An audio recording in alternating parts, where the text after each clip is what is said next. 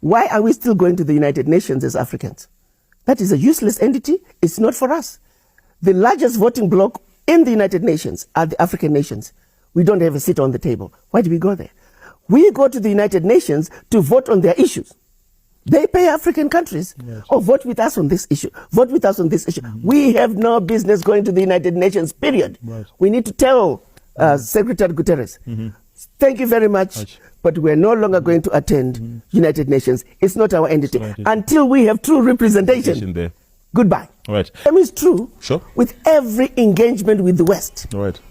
For example, Zimbabwe and many other African countries, the remains of our ancestors who they murdered are still sitting in jars in their countries.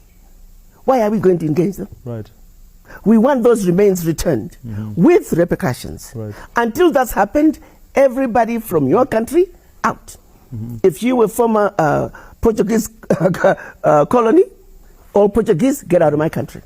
I love it remember when there was this rift between President Mugabe and Prime Minister Tony Blair. And Blair was like, we're coming to take all the British out of Zimbabwe, we're airlifting them. And the response to President Mugabe was, listen, I've given all my police and military that if you see any British citizen that wants to get out, escort them to the nearest exit point. Get out.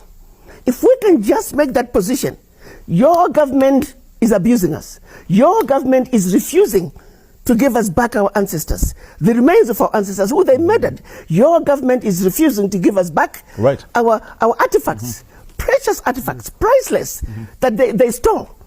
Until these wrongs, these blatant wrongs are righted, every British citizen get out. Every Portuguese citizen get out. Every German citizen get out. Let's see how quickly things will change. They'll move from there. It is those citizens who are going to now go to their government and say, we didn't know you were doing that. Let me make this point clear. The citizens do not know of the crimes that are being committed by their governments. So let's put the power back to the people. Let's remind the people that every constitution starts with we, the people. So let's make those citizens, they must succeed in their civic duties. We, the people, are the ones who are failing. Let's come together. Let's understand the issues. And so for those of us who are elders, who are in the know, we have a responsibility to educate and to inform. Once the citizens are empowered with knowledge and the understanding of what is really going on, I do know for a fact, the average citizen of the world wants a righteous world, a world that is free of hate, racism, bigotry. That's what the average